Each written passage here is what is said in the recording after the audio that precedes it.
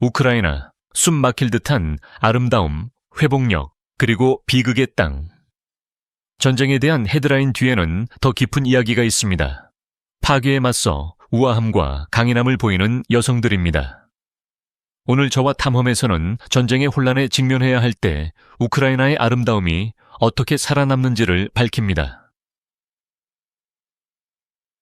우크라이나 여성, 동유럽의 뷰티 아이콘.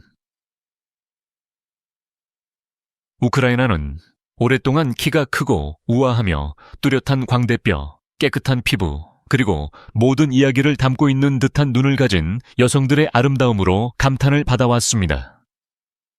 그러나 그들을 매료시키는 것은 유전뿐만이 아닙니다. 그들이 우아함과 조용한 힘으로 자신을 드러내는 방식입니다. 전쟁 이전에 키이우, 르비우 또는 오데사를 거닐다 보면 평범한 날에도 스타일리시하게 옷을 입은 여성들을 볼 수 있었습니다. 허영심 때문이 아니라 존엄성의 표현으로 말입니다.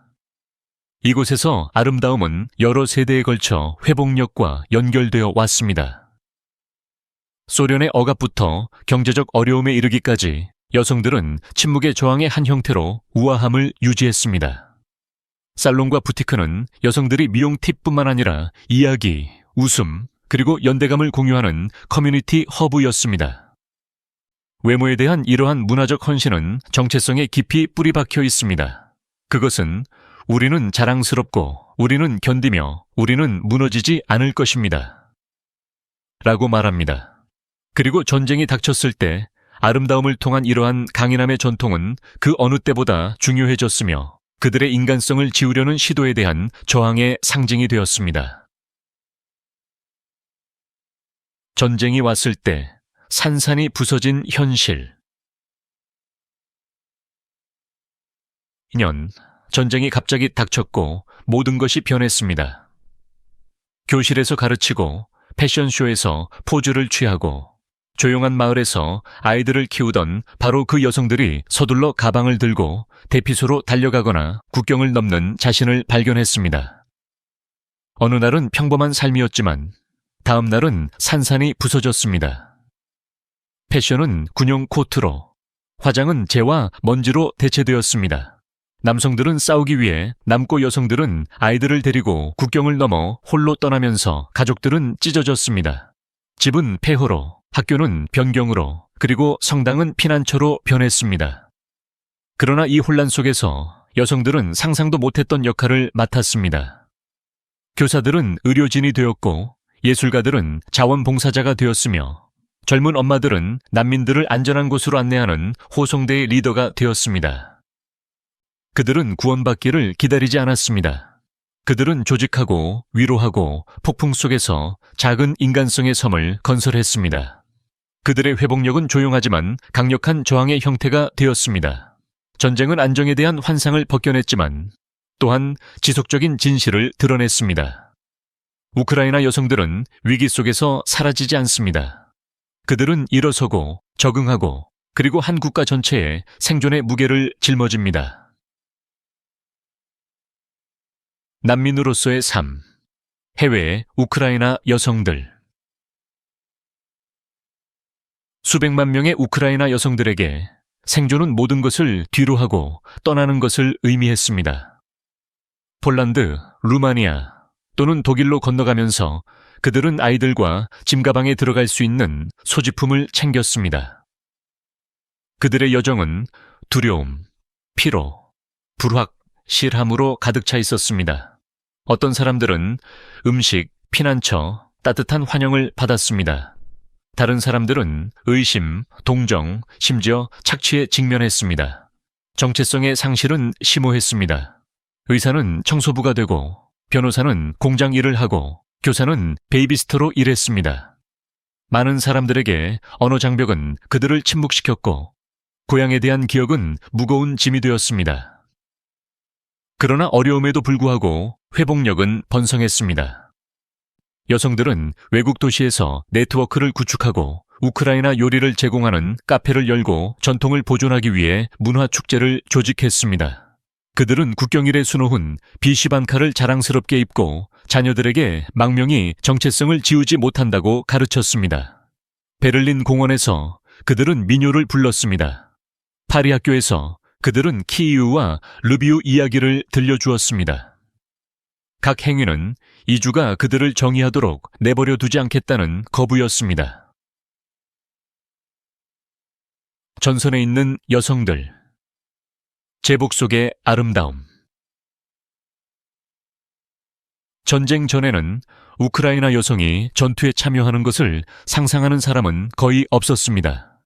오늘날 그들은 군인, 의료 요원, 저격수로서 수만 명의 군대를 구성합니다. 그들의 이미지는 위장복을 입고 소총을 들고 헬멧 아래에서 강렬한 눈빛을 뿜는 인상적인 여성으로 전 세계에 퍼졌습니다. 그러나 이것들은 연출된 사진이 아니라 현실입니다. 이 여성들 중 다수는 회계사, 예술가 또는 어머니였습니다. 이제 그들은 참호를 파고 진흙 속을 기어다니며 매일 위험에 직면합니다. 어떤 사람들은 포화 속에서 부상자를 치료하고 다른 사람들은 분대를 이끌거나 정보 장교로 복무합니다. 그러나 여성성은 사라지지 않았습니다. 군인들은 손톱을 칠하고 머리를 닦거나 향수를 전투에 가지고 갑니다. 이러한 몸짓은 경박한 것이 아니라 정체성 선언입니다. 나는 군인이지만 여전히 여자입니다. 라고 한 여성이 말했습니다. 그들에게 헬멧 아래에 립스틱을 바르는 것은 허영심이 아니라 저항입니다. 그것은 전쟁이 그들에게서 자아를 빼앗을 수 없다는 것을 증명합니다. 십자포화 속의 어머니와 아이들. 전쟁은 어머니와 아이들에게 가장 잔인합니다.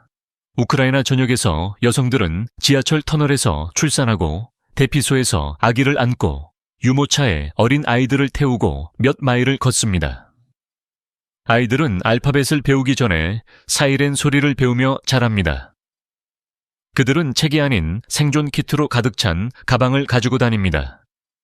어머니들은 폭탄이 떨어지는 와중에도 자장가로 어린아이들을 달랩니다. 그들은 남은 음식으로 임시 생일 케이크를 굽거나 벙커벽에 꽃을 그려 위로를 가져다 줍니다. 이 여성들은 도망갈지 머물지 가족을 찢어 놓을지 불가능한 선택을 하며 살아갑니다. 그러나 그들의 부드러움은 절망에 대한 무기가 됩니다. 모든 포옹, 모든 식사에서 그들은 삶이 계속되어야 한다고 주장합니다. 기차역에서 아이에게 작별 키스를 하는 어머니의 모습이나 손전 등으로 딸의 머리를 따주는 모습은 세상에 심오한 것을 상기시켜줍니다. 우크라이나 어머니의 회복력입니다. 혼돈 속에서 전통 보존. 폭탄이 떨어지고 건물이 무너지는 와중에도 우크라이나 여성들은 방패처럼 전통을 붙잡았습니다. 한때 축제 때 입었던 수놓은 블라우스인 비시반카는 정체성과 저항의 상징이 되었습니다. 여성들은 대피소에서 촛불을 켜고 수세기에 걸친 역사를 담은 패턴을 수놓았습니다. 난민 캠프에서 어머니들은 들판에 꽃이 남아있지 않아도 아름다움과 회복력의 상징인 화관을 짜는 것을 딸들에게 가르쳤습니다. 결혼식은 지하실이나 최전선 마을과 같이 가장 있을 법하지 않은 장소에서 계속되었습니다. 신부들은 물려받은 드레스와 종이 꽃다발을 입었고 폐허가 된 교회에서는 민요가 잔잔하게 울려 퍼졌습니다. 이러한 몸짓은 작아 보일 수 있지만 매우 강력합니다. 여성들은 모든 바느질, 노래 또는 부족한 밀가루로 만든 빵 한 덩이에서 고향의 기억을 보존했습니다. 여기서 전통은 향수가 아니라 반항입니다. 그것은 말합니다. 당신은 우리의 집, 우리의 거리를 가져갈 수 있지만 우리의 정체성은 가져갈 수 없습니다. 키이우의 불이 꺼졌을 때 밤 문화의 죽음. 전쟁 전 키이우는 에너지로 맥동했습니다. 옥상 배선은 드니프로 강이 내려다 보이고 지하클럽은 전자비트로 진동했으며 젊은이들은 웃음으로 카페를 가득 채워넣었습니다. 도시는 활기차고 대담하며 창의적이었습니다. 그러다 침묵이 찾아왔습니다. 통행 금지로 거리가 비워지고 넌사인이 꺼지고 음악은 사이렌으로 대체되었습니다. 사랑받는 장소는 대피소가 되었고 댄스 플로어는 매트리스와 물탱크로 덮였었습니다. DJ는 구호 활동으로 전환했고 바텐더는 칵테일 대신 수프를 제공했으며 도시의 리듬은 생존을 위해 느려졌습니다. 그러나 그 정신의 흔적은 남아 있습니다. 희미한 지하실에서 한 여성이 촛불을 켜고 피아노를 치고 그녀의 음표는 침묵 속으로 흘러갑니다. 젊은 자원봉사자들이 춤을 추기 위해서가 아니라 가족을 위한 구호품을 조직하기 위해 모입니다. 키이우의 밤 문화는 지금은 사라졌지만 그 기억은 다시 불붙기를 기다리는 불씨처럼 남아 있습니다. 도시의 영혼은 사라지지 않았습니다. 단지 일시 중지되었을 뿐입니다. 음식, 정체성, 그리고 문화를 살아있게 하는 여성들. 우크라이나에서 음식은 기억, 위안, 정체성입니다. 대피소와 난민 캠프에서도 여성들은 이 유산을 맹렬히 보호합니다. 그들은 남은 야채로 보르시를 요리하고 바레니키라고 불리는 만두를 준비하고 부활절을 위해 기도와 함께 빵을 땄습니다. 각 요리에는 할머니의 레시피, 마을 전통, 소속감의 상징과 같은 역사가 담겨 있습니다. 유네스코가 우크라이나 보르시를 멸종 위기에 처한 유산으로 인정했을 때 그것은 단지 수프에 관한 것만이 아니었습니다. 그것은 자부심으로 맛을 낸 생존에 관한 것이었습니다. 해외에서 난민 여성들은 요리 수업을 가르치고 카페를 열어 자신의 이야기를 전달하는 방법으로 요리를 공유합니다. 베를린이나 바르샤바의 보르시 한 그릇은 단순한 음식이 아니라 문화 간의 다리이자 그들이 어디에서 왔는지 상기시켜주는 것입니다. 모든 냄비가 저어지고 모든 빵이 구워질 때마다 여성들은 평범한 삶의 조각을 재현하여 자녀들에게 고향의 맛을 선사합니다. 음식을 통해 그들은 선언합니다. 우리는 여전히 여기에 있습니다. 고통을 힘으로 바꾸는 여성 예술가들. 전쟁은 우크라이나 여성 예술가들을 고통과 회복력의 강력한 이야기꾼으로 변화시켜 놓습니다. 그들의 작품은 도피가 아닌 증언입니다. 폭격으로 파괴된 벽에는 도시를 등에 짊어진 여성, 부서진 마음에서 피어나는 해바라기를 그린 벽화가 나타납니다. 폐허가 된 극장에서는 음악가들이 바이올린과 피아노를 연주하고 그 음표는 산산이 부서진 천장에 울려 퍼집니다. 시인들은 벙커에서 시를 쓰고 온라인에 공유하여 전 세계로 퍼뜨립니다. 나는 내 목소리에 내 고향을 담고 다닌다. 라는 한 구절은 수백만 명의 공감을 불러일으킵니다. 해외에서는 이주 여성들의 그림과 조각품 전시회가 열려 슬픔을 문화적 기억으로 바꾸고 있습니다. 이 예술가들에게 창작은 생존입니다. 상실을 처리하고 정체성을 되찾고 우크라이나가 전쟁 그 이상, 즉 아름다움, 상상력, 힘이라는 것을 세상에 상기시키는 방법입니다. 각 분놀림과 서정시는 파괴에 저항합니다. 보이지 않는 상처, 폭력, 트라우마, 침묵. 모든 흉터가 보이는 것은 아닙니다. 많은 우크라이나 여성들에게 가장 깊은 상처는 침묵 속에 묻어둔 트라우마, 상실, 두려움입니다. 어떤 사람들은 가정폭력을 피해 도망쳤지만 과밀한 쉼터에서 착취, 인신매매, 학대라는 새로운 위험에 직면합니다. 다른 사람들은 불안, 악몽, 생존자의 죄책감으로 고통받습니다. 정신건강 자원은 부족하고 치료에 대한 낙인 때문에 도움을 구하기가 더 어렵습니다. 그러나 치유를 향한 작은 발걸음이 나타나고 있습니다. 난민센터에서는 심리학자들이 여성들이 이야기를 나누고 울고 서로 위로하는 그룹 세션을 이끌고 있습니다. 미술 치료, 음악, 커뮤니티 모임은 해방의 순간을 제공합니다. 생존자들은 종종 상담가가 되어 자신의 고통을 다른 사람들을 위한 지침으로 바꿉니다. 치유는 느리고 불균등하며 거의 눈에 띄지 않지만 강력합니다. 모든 대화, 모든 공유된 눈물은 재건의 일부입니다. 이 여성들은 회복력이란 부서지지 않는 것이 아님을 보여줍니다. 무너지기를 거부하는 아름다움. 폭격 속에서도 우크라이나 여성들은 아름다움에 대한 감각을 포기하지 않습니다. 벙커에서는 어머니가 딸의 머리를 따줍니다. 참여에서는 군인들이 순찰 전에 손톱을 칠하거나 립스틱을 바릅니다. 이러한 몸짓은 경솔한 것이 아니라 존엄성의 상징입니다. 그들은 전쟁의 거리와 집을 파괴할 수 있지만 자아를 지울 수는 없다는 것을 여성들에게 상기시켜줍니다. 여기서 아름다움은 허영심이 아니라 회복력입니다. 비인간적인 환경에서 인간으로 남기로 결정하는 것입니다. 여성들은 폐허에서 건져낸 자수 스카프를 두르고, 군인들은 향수를 휴대하고, 할머니들은 매일 아침 귀걸이를 착용합니다. 각 행위는 우리가 여전히 살아있고 여전히 우리 자신이라고 말합니다. 이런 종류의 아름다움은 사라지지 않고 용기, 우아함, 저항으로 변합니다. 우크라이나 여성들은 여성성이 깨지기 쉬운 것이 아님을 세상에 보여줍니다. 그것은 굴복하지 않고 파괴에 대한 조용한 반항의 형태입니다.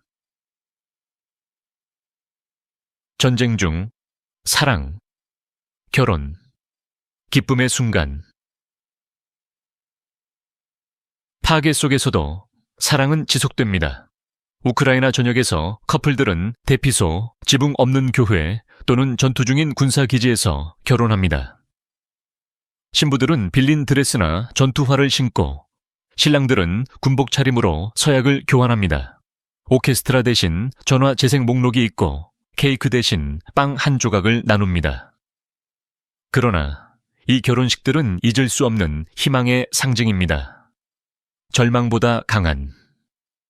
어떤 사람들은 포탄 케이스로 만든 반지를 교환하고, 어떤 사람들은 자녀를 증인으로 삼아 결혼합니다.